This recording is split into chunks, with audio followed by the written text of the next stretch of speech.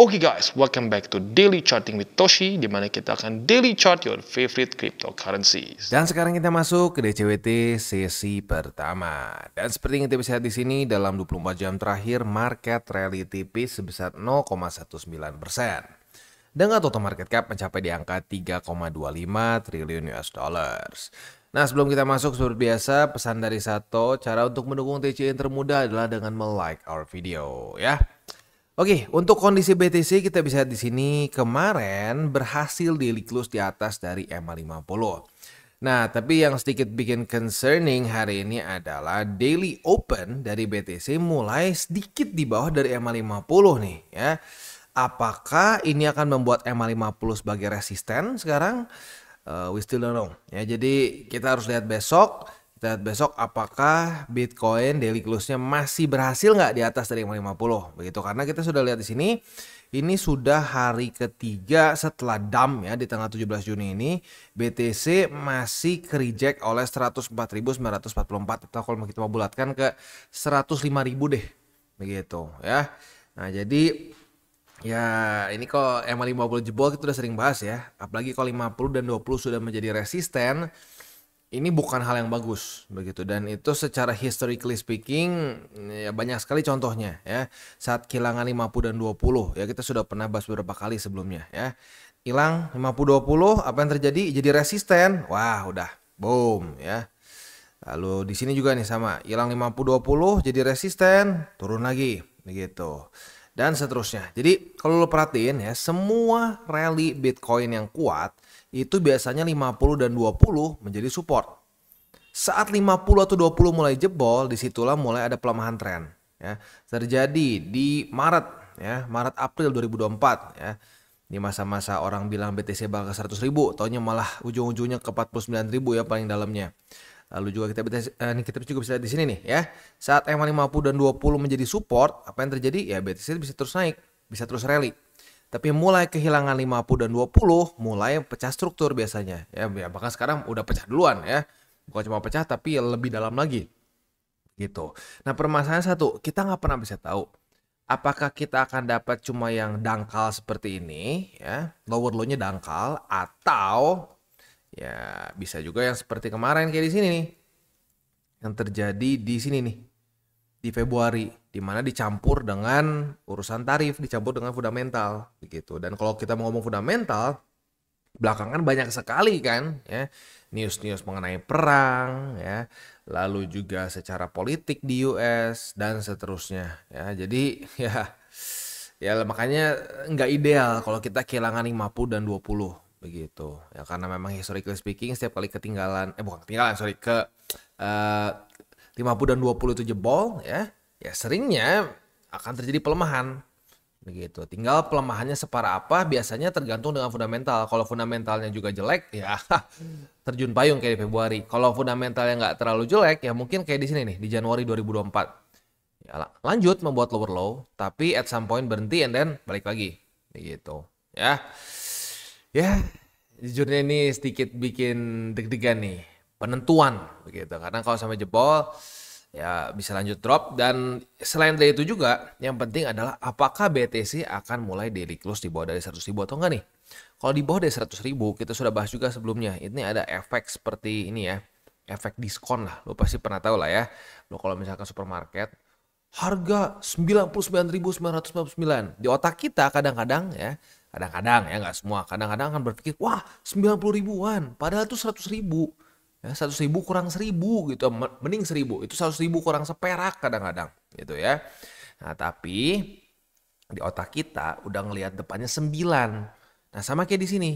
Sekarang kan masih 100.000 ya, buat orang-orang yang mungkin nggak terlalu ngikutin market, nggak terlalu baca TA, pokoknya ngelihat oh BTC masih bagus 100.000. Jadi di otak mereka tuh BTC bagus di atas 100.000. Saat BTC turun sedikit aja di bawah dari 100.000, nah di situ akan bisa terjadi panik.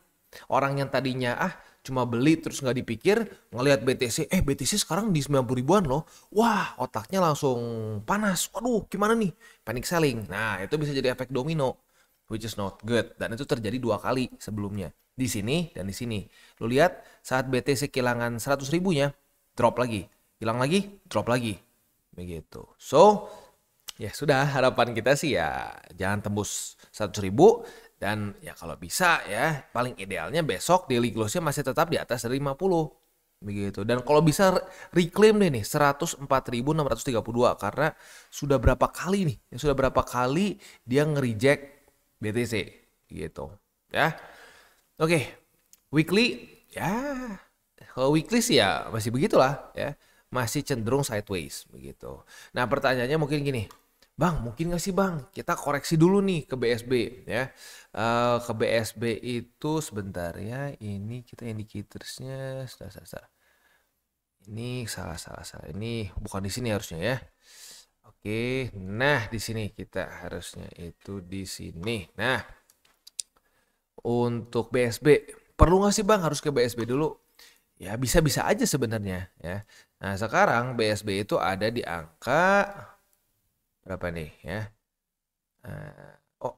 Sebentar. Nah, ini BTCD, sorry. Nah, BSB sekarang ada di angka 96.627 sampai 94.500-an begitu. Kalau drop ke situ ya sebenarnya bisa-bisa aja begitu. Nah, kalau sampai drop ke situ ya PR besarnya adalah jangan sampai jebol gitu. Karena kalau jebol lo bisa lihat di sini kan, ini berapa lama nih ya dan membuat suatu lower high lagi ya. Kayak waktu di zaman sini lah kan kita bahas nih. Wah, BTC weekly close di bawah dari BSB. Ya kita bahas.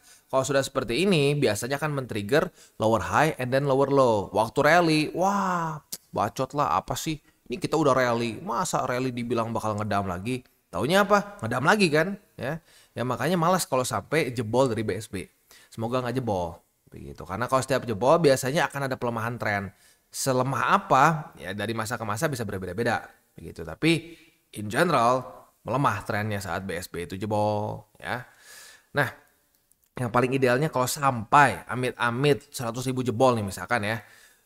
Daily close-nya di bawah dari 100.000. Nah, dia misalkan mengunjungi BSB, yang paling idealnya adalah ya dia mantul. Kayak contohnya itu dia mantul di BSB itu paling enak di mana contohnya ya. Nah, di sini nih. Dari sini dia naik kan, nah terus koreksi nih. Pas koreksi terjadi pantulan di BSB. Nah di sini nih ya tanggal 7 September 2020. Kalau terjadi pantulan seperti ini, secara historically speaking, secara statistik very high untuk BTC bisa lanjut lagi ke atas. Begitu. Dan itu terjadi berulang-ulang ya. Kita bisa di sini saat terjadi pantulan di BSB, higher high. Pantulan di BSB, higher high. Pantulan lagi di BSB, higher high. Dan seterusnya, banyak sekali datanya ya. Seingat gua tuh ini false signal cuma pernah 2 kali sepanjang masa gitu. Jadi ya sangat tinggi kan statistiknya ya. Jadi kalau sampai amit-amit nih 100.000 jebol, M50 kalah lah gitu ya. Nah kalau di hari tes ke BSB jangan sampai jebol juga begitu. Semoga terjadi pantulan. Karena kalau terjadi pantulan di BSB ya potensinya kita bisa lanjut lagi itu ya. Oke. Itu kurang lebih gambarannya ya untuk di BTC. Next kita masuk dulu ke ini kan weekly juga udah beres. Sekarang kita akan masuk dulu ke ini deh. Kita masuk dulu ke BTCD ya.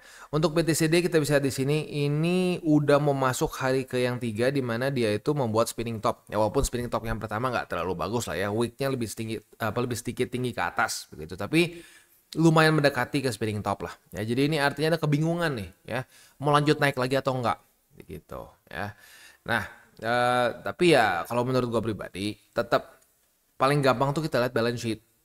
Kalau balance sheet ini trajectory in generalnya masih terus turun, ya kecenderungannya akan terus menaik ya. Nah, tapi kalau misalkan ini mulai flat nih, udah berapa minggu mulai flat begitu ya. Lalu ditambah dengan ada statement dari The Fed yang mulai dovish. Nah, itu ada potensi BTCD mulai bisa turun. Begitu dan mungkin saja bisa masuk ke altcoin season. Karena kita sudah bahas kan ya sebelum-sebelumnya. The bare minimum yang kita perlukan untuk bisa masuk ke altcoin season itu adalah balance sheet yang apa? Yang flat. Ya, kita bisa di sini. Dia minimal itu butuh balance sheet-nya flat. Wah, bukannya interest rate ya? Interest rate kita bisa di sini pada faktanya di 2017 ya. Ini lagi naik loh interest rate. Interest rate naik tapi tetap masih bisa altcoin season. Kenapa? Karena balance sheet-nya flat. Tapi kalau balance sheet-nya udah turun, udah dah ya. tidak ada altcoin season ya, tidak ada altcoin season sampai minimal dia flat begitu. Jadi sekali lagi kalau mau tanya, Bang, indikator apa sih yang paling bisa terbukti ya memicu altcoin season? Ya balance sheet. Kalau balance sheetnya dia mulai netral atau bahkan mulai positif naik gini ke atas ya. Bisa lihat di sini historically speaking altcoin season possible begitu ya. Ya udah gitu aja ya. Sip. Next ke news dulu. Untuk news ini datang dari US di mana ya Bitcoin baru saja menghit 8-day inflow streak. Ya jadi secara TA memang terjadi pelemahan, tetapi ya para institusi lanjut melakukan akumulasi mereka. Bahkan sudah 8 hari berturut-turut inflow nih ya. Jadi ya tentunya kita tahu sebelumnya waktu panic Israel Iran itu ya sempat outflow dulu. Ya biasalah panic selling kan ya. Bahkan sampai institusi pun bisa seperti itu ya. Nah, tapi sekarang mulai lagi inflow dan ya dananya nggak kecil sebenarnya ya. Kita bisa di sini ini seperti biasa ya di lead oleh IBIT yang punya BlackRock ya, di mana dia 278. Nah, yang kedua itu punya Fidelity begitu. Tapi intinya apa ya? Intinya ada inflow begitu. Tapi gini ya, kita jangan sampai berpikir oh inflow maka harus ngepump. Enggak seperti itu juga. Ini lebih menunjukkan bahwa apa? Ya para institusi walaupun dalam masa-masa yang mungkin kurang pasti seperti ini, mereka masih tetap punya appetite untuk beli Bitcoin begitu. Jadi ya kalau gue pribadi sih ya selama Bitcoin ya, kalau alts mungkin tuh sangat berbeda lah ya. Si resikonya sekarang sangat berbeda karena secara monetary policy US lagi nggak terlalu loose ya, lagi bahkan quite tight begitu. Nah tapi in general Bitcoin kalau gue pribadi sih lebih baik lu teruslah akumulasi begitu, karena ya even the smart money pun terus melakukan itu kok gitu ya. Oke, hari ini economic calendar coba kita cek ada apa ya. Untuk hari ini dari US kita akan keluar Philadelphia Fed Manufacturing Index ya. Udah satu aja gitu, dan itu kan keluar di setengah 8 malam. Jadi buat lo yang punya posisi futures dekat-dekat setengah 8 malam, pertimbangkan untuk tutup posisi buat yang konservatif, buat yang agresif minimal pasang SL. Kalau besok sih ya udah Sabtu ya, udah nggak ada apa-apa, alias nggak ada bintang 3 ya. Oke. Itu kurang lebih untuk makro kita pada hari ini. Selanjutnya kita tinggal masuk ke buy limit. Tetapi sebelum kita masuk ke buy limit, seperti biasa gue akan disclaimer dulu bahwa semua konten dari TCI bukanlah financial advice. Ini semua bentuknya adalah edukasi ya. Lalu bagaimana cara mendukung TCI? Ada banyak caranya. Lu bisa like our video, bisa share our video, itu juga bisa menggunakan link referral kita di bawah. Dan sekarang kita akan dengar dulu pesan-pesan dari sponsor kita pada hari ini. Oke, today's video is brought to you by Margex. Dan Margex ini adalah suatu platform yang fokusnya lebih ke trading futures ya. Nah, yang menarik dari Margex, makanya ini sekarang sedang ada event trading competition dengan price pool sebesar 1000 USDT, dan setiap ada 1 juta USD dalam bentuk trades akan add 100 USD lagi ya. Ini berlangsung dari tanggal 25 Mei sampai tanggal 30 Juni. Jadi masih ada waktu yang cukup panjang ya. Nah, untuk event ini sendiri ya quite simple ya, kita tinggal buka a single trade ya dari $10 sampai 100 USD ya. Nah, di situ lo akan eligible untuk mendapatkan reward. Nah, ini untuk top 20 user. Jadi ya lagi-lagi ya, siapa yang paling tinggi maka dia akan menang gitu. Jadi untuk trading competition sekali lagi 1000 USD dalam bentuk price pool, dan juga setiap kali ada tambahan volume sebesar 1 juta USD akan ada tambahan 100 USD lagi ya. Berlangsung dari tanggal 25 Mei sampai tanggal 30 Juni. Nah, untuk Margex sendiri ya, mereka itu seperti yang gue bilang tadi di depan ya, fokusnya lebih ke futures. Nah, di sini walaupun ya fokusnya ke futures, bisa juga convert lah. Untuk convertnya ini, lo bisa convert ke beberapa major cryptocurrencies ya. Kayak contoh, lo mau beli dari USD, misalkan mau ke mana? Ke BTC gitu. Nah, lo bisa beli gitu ya. Ke beberapa major cryptocurrency bisa ya. Nah, tapi baik lagi fokusnya lebih ke futures. Nah, selain itu juga buat lo yang mungkin memutuskan sudah ya lo pengen belilah beberapa major cryptocurrency di sini, jangan lupa di sini juga ada ada staking ya.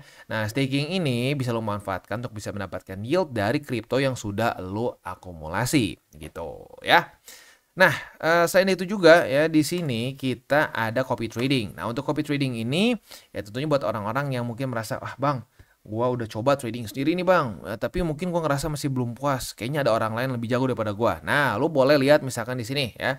Lu bisa lihat dari misalkan ROI tertinggi, follower terbanyak, lalu equity mereka dan banyak lagi. Setelah itu lu bisa follow ya. Nah, itu sih kurang lebih ya untuk di Margex. Sekali lagi, mereka eventnya itu masih berjalan cukup panjang ya sampai akhir Juni. Price poolnya sebesar 1000 USD dan ini diambil top 20 dari user yang mengikuti kompetisi ini ya. Nah, selain itu juga mereka itu ada ini apa namanya, ada bonus up to 10.000 USD dalam bentuk deposit bonus ya. Tentunya bukan buat IWD ya, tapi misalkan lu masukin 10.000. Nah, itu akan 20%-nya dalam bentuk kayak semacam kredit lah ya. Nah, kredit itu berguna untuk apa? Berguna untuk lu buka posisi ya, tapi ya kasarnya nggak pakai duit lo. Jadi kayak inilah, kayak kredit di mana nggak akan ngurangin hasil depo lu. Begitu ya. Nah, itu jadi cukup berguna buat orang-orang yang ya ingin apa namanya, ingin membuka posisi, bisa menambah margin lu juga ya, dan seterusnya. Jadi buat lo yang tertarik, silakan bisa menggunakan link reflector di bawah dan mulai trade di Margex. Dan kita masuk ke Bitcoin. Untuk Bitcoin kita bisa di sini ya. Ya sebenarnya berapa kali bisa dikasih kesempatan buat ya buka posisi future sih ya, tapi kalau gue pribadi beberapa ini gue skip ya, karena kenapa?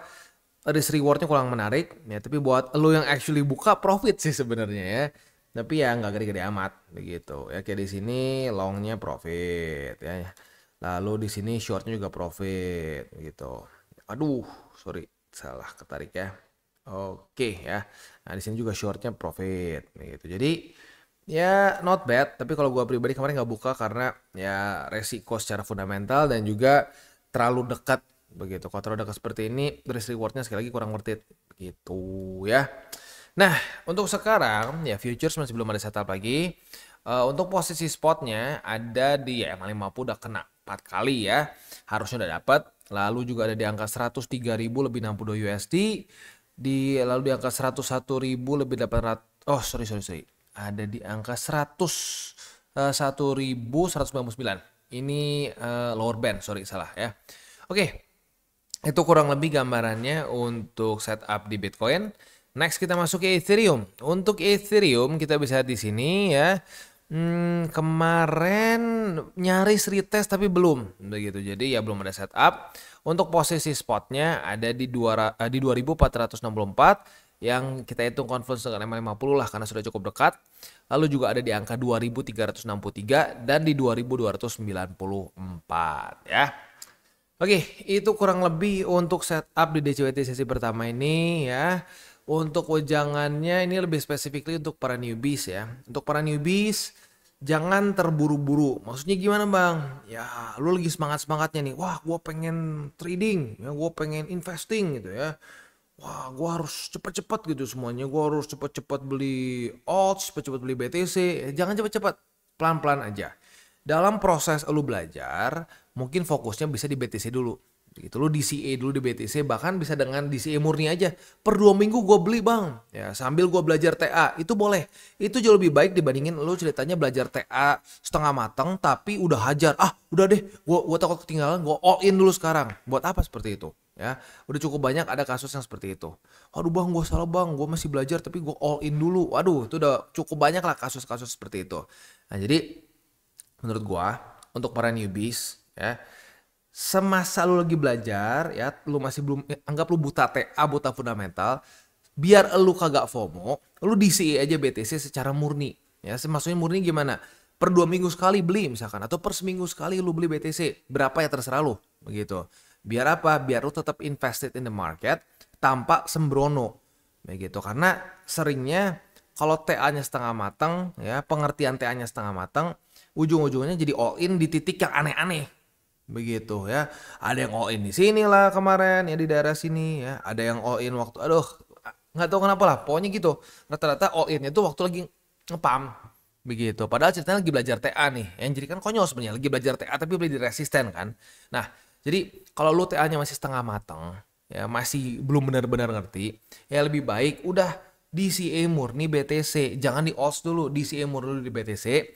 Lu TA-nya udah ngerti, fundamental ngerti, lu ngerti korelasi liquidity sama altcoin season, kenapa odds di kali ini cenderung melempem dan seterusnya gitu ya. Nah, baru boleh punya sedikit-sedikit odds. Jangan langsung terjun payung gitu ke market. Ya, karena kalau terjun payung ke market, nanti lo stres sendiri. Udah stres sendiri, ya kalau udah stres kan pakai emosi pasti kan. Udah pakai emosi will lead to worst decision ya. Worst decision yang ujungnya bikin lo tambah merah lagi. Gitu. Itu udah kayak death spiral tuh kalau seperti itu. Ya, jadi saran gua untuk newbie yang buta total, udah DCA, fokus DCA dulu aja di BTC, pelan-pelan belajar TA sama fundamental. Jadi dulu belajarnya nggak pakai stres begitu. Ya karena gua bukan orang tipe yang percaya bahwa wah kita tuh kalau stres makin belajar makin masuk. Siapa bilang? Ada yang seperti itu, tapi jarang. Banyaknya orang tuh bisa masuk ke otak kalau santai ya. Bahkan ada ya bukan cuma santai tapi lu merasa happy begitu. Karena kalau lu bawaannya stres, boro-boro pengen belajar, otak lu nutup begitu ya. Oke, kita tutup dengan 3 golden rules. Jangan pakai uang panas, jangan over leverage, berpikirlah jangka panjang. Dan apa? Salam tabur tuai. Ingat, apa yang lu tabur kena tuai, jadi taburlah sebanyak mungkin hal baik. Oke guys, jadi itu adalah akhir dari segmen DCWT kita pada hari ini. Dan jangan lupa bagi kalian yang merasakan manfaat dari segmen ini, jangan lupa untuk share ke teman-teman kalian. Dan apabila lu pengen mensupport channel kita, ya TCI, jangan lupa untuk menggunakan link referral kita di bawah.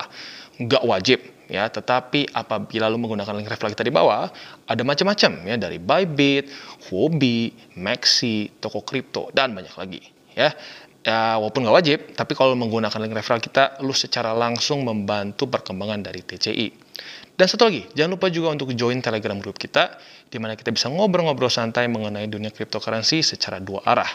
So, jangan lupa untuk like, subscribe, click the bell icon, and see you on the next video.